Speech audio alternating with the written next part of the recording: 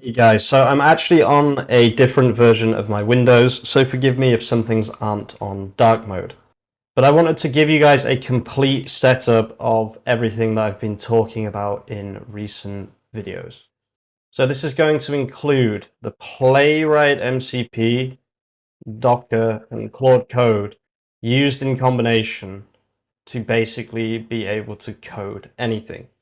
Okay, so let's go through this process. The first thing I'm going to do, I'm just going to go on Google, type in Docker, and then go on the second one, which is install Docker, and then download it for Windows. So we'll just click this one here. That's going to start downloading. The other thing we need is Playwright MCP. So I'm just going to go on Google, type in Playwright MCP, and I'm going to go on Google and type in Claude Code install. Now, I'm going to pretend like I'm doing everything from absolute scratch. I could just go on ChatGPT, right, and get my command, but instead I'm going to show you everything I do, right? So I'm going to press copy page here. Let's try to find a free LLM that we can use without logging in. Let's see, ChatGPT should accommodate us. Thank you very much. Okay, so what we do is we give the page about how to install MCPs, right? And then we give the Playwright MCP page itself like this, right? And I'm just going to say to the free version of ChatGPT, right? Below is how to make a Claude Code MCP command and also the MCP I want to add. I need the command for WSL for Windows Ubuntu. Right, so actually another thing here is also WSL, right? So we'll start on that as well. I'm doing many things at once, guys. This is just how I personally do things. I understand if you don't do things like this, but this is just how I get shit done, basically. So let's see. We need to install WSL. That's fine, we'll go through that in a second. So let's go terminal here, and then let's go on another version of ChatGPT, and we'll say, can you help me install WSL the Ubuntu on my Windows 11 machine? Okay, so let's just do exactly what it says. So it says PowerShell right-click run as administrator. So we'll do that, and then we'll run this. Let's see if this command works. There we go. It's downloading Ubuntu. Perfect. System reboot if prompted. I hope not, because I'm making a video, so please don't make me do that. Oh, I actually already have it because it's already on the system. So that should work for you guys. And then once you've done that, you can run. Let's actually just exit out of this. Once you've done that, you can run WSL-d Ubuntu like that. Okay, that didn't work. Okay, let's try and install it here instead inside this PowerShell. So this is inside Hamish 2. I believe the other one was trying to do it system-wide, which is why it freaked out. So let's see, this should install it. There we go. Now let's run this, wsld-d Ubuntu. It's creating a user, I highly recommend just putting 12345 as your password. And now we're inside WSL, right? Okay, so now we need to install Claude Code. So if I write Claude, you'll see Claude command not found.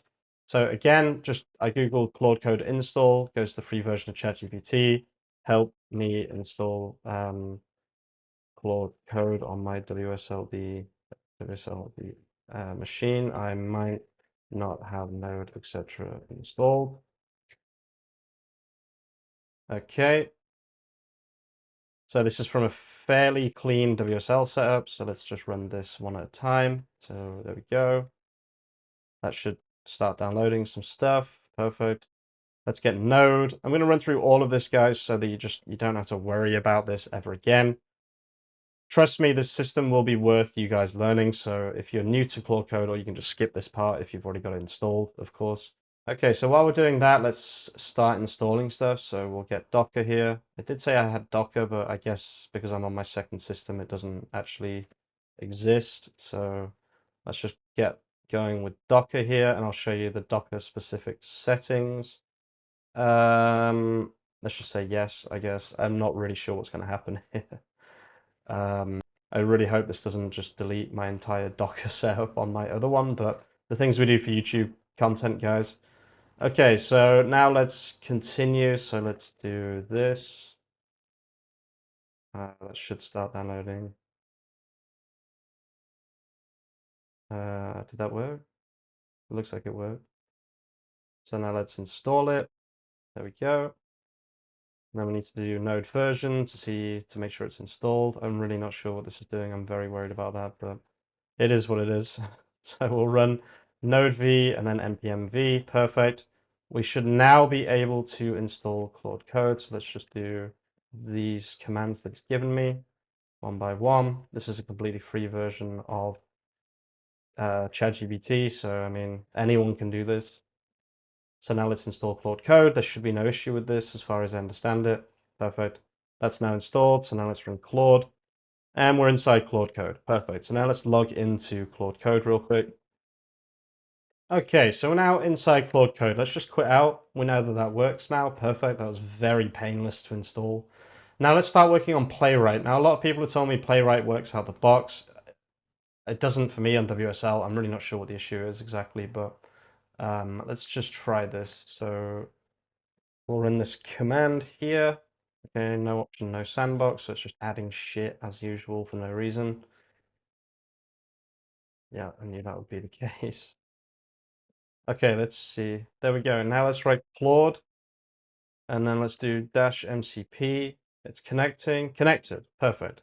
So let's say test the Playwright MCP by going to example.com. This will most likely not work. If it does, then fine. It's probably because I had it set up properly on my other system, but we'll see in just a second.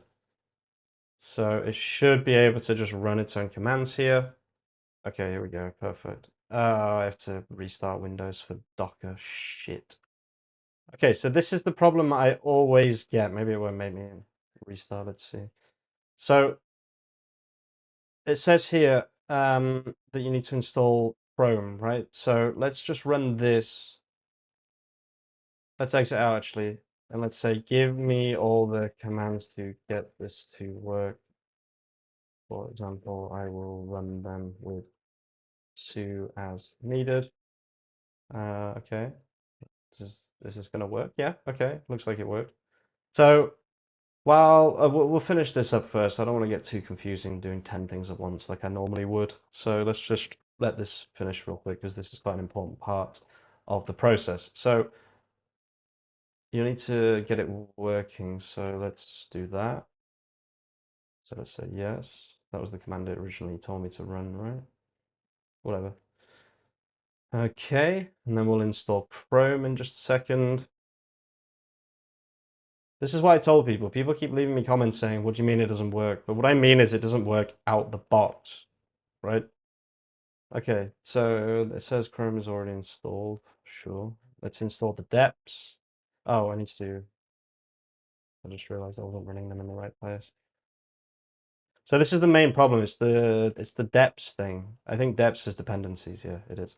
So it's missing some key dependencies as far as I'm aware. I just normally just run through whatever Claude tells me to do. I believe this is actually needed too, but we'll see in a minute. So we'll let this finish. This shouldn't take too long. Okay, so it looked like that worked. So I'm just going to say test it again and see what happens. I might have to run these two. I'm not sure yet. We'll see in just a second. Okay, it didn't work. Did I not already run that? Oh, okay, it works. There we go. So yeah, it needed to install those things before. We now have the Playwright MCP set up. Perfect. Okay, so now let's start setting up Docker. You don't need to sign in, you don't need an account. Just go to settings here, go to, I believe it's resources, and then WSL integration.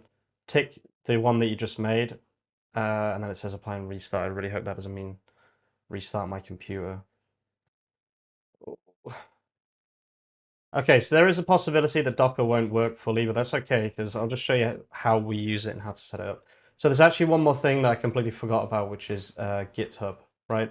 So I'm now going to exit out of this. We have the Playwright MCP. I'm going to say, I have Docker installed on my system. I need you to be able to run Docker commands yourself in the CLI. Please set this up. Please also set up GitHub with a pop-up OAuth so I can easily switch accounts as needed, right? So the three things, kind of the base of this, is the Playwright MCP, Docker, and then GitHub as well. So GitHub is also an essential part of having an amazing setup. So we'll see here, it's doing Docker whatever, Docker info. Okay, so I'm just going to say, it's giving me all the commands basically, so let's just run that quickly. So normally I would let it do it itself, but let's just do this quickly. Okay, that worked. I think I can just copy all of these, right? So this is for GitHub. This is to add GitHub to the computer as well. Or, as if this were a new computer or if you're a new user to this.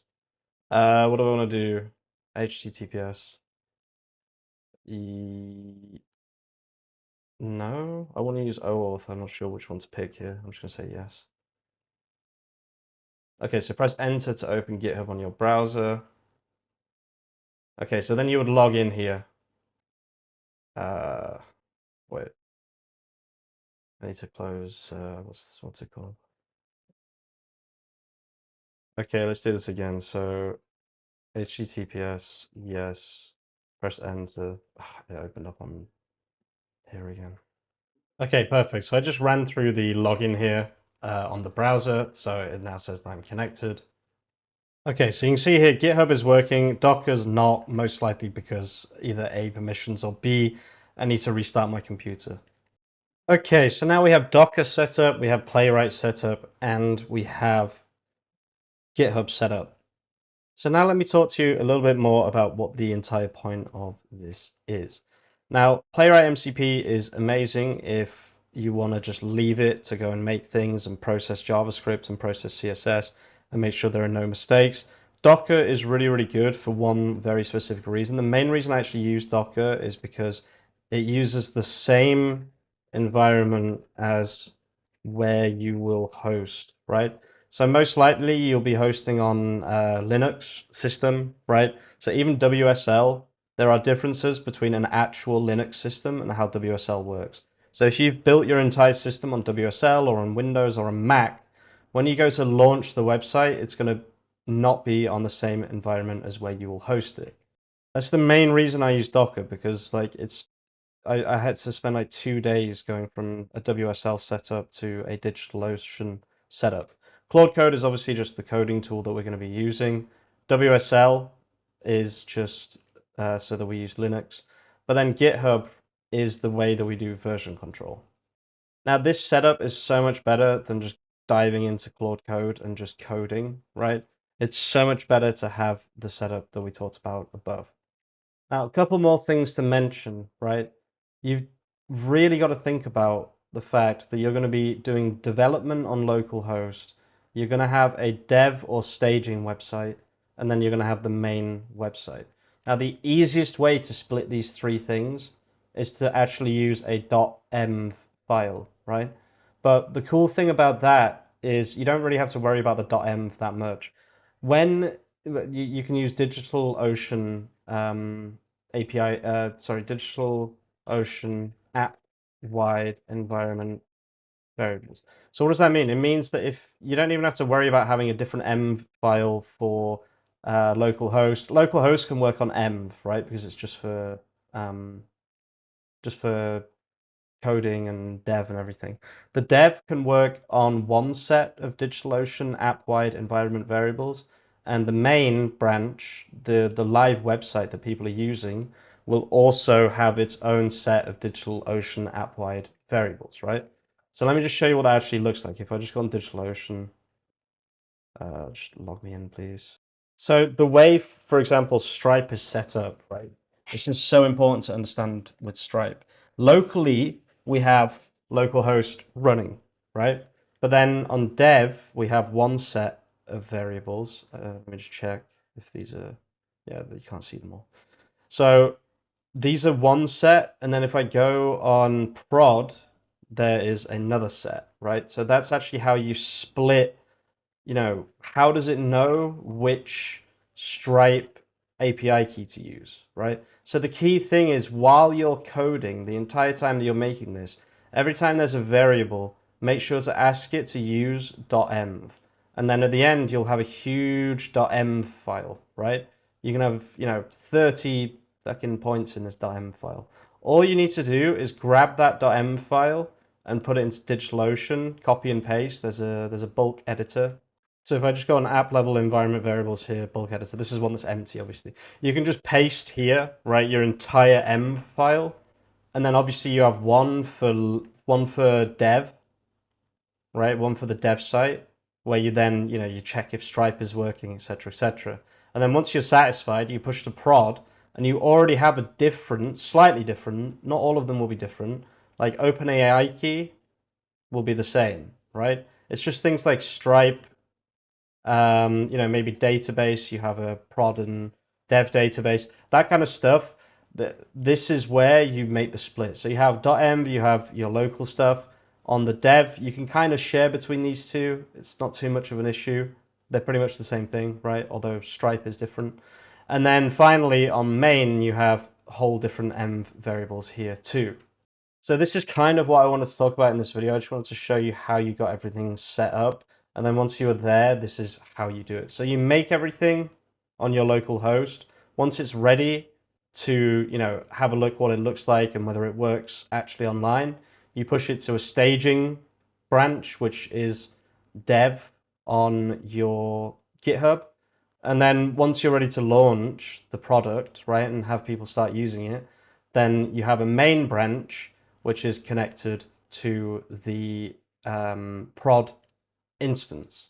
This way, you don't have to worry about, oh, okay, so I'm making something new on localhost, right, for Stripe, but how do I then test it on dev, and then how do I get it on main? Like, this was confusing me for ages, but as long as you use OS for environment variables, and you just threw out, like, every time there's a Stripe price ID, right? Instead of putting the price ID as a hard-coded variable, if you put it as a .env, you can use Stripe's system, their new sandbox system, to make one price ID, right? Which is just for practice. And the reason that you do that, by the way, is so you don't have to keep paying money to your own tool to test something. You can just use 42424242, which is a test card on Stripe. You don't need real card details anymore, right? So you have one price, which is a sandbox price on Stripe, and then you have the real live price, and they're all split with env variables. From here, once you've got Claude Code installed, I've got so many videos on what to do next. I would highly recommend watching the streams that I did while making SEO Grove. I'm going to keep making content like this, guys, but this is my kind of setup that I use. I'm not really using context engineering. It was fun, and I must say it's pretty good at making kind of replit level apps in one shot. But I'm kind of just using this to vibe code my own stuff. I'm still a vibe coder through and through. I'm going to leave the video there, guys. Thank you so much for watching. If you're watching all the way to the end of the video, you're an absolute legend, because that was a pretty long video. And yeah, I'll see you very, very soon with some more content. Peace out.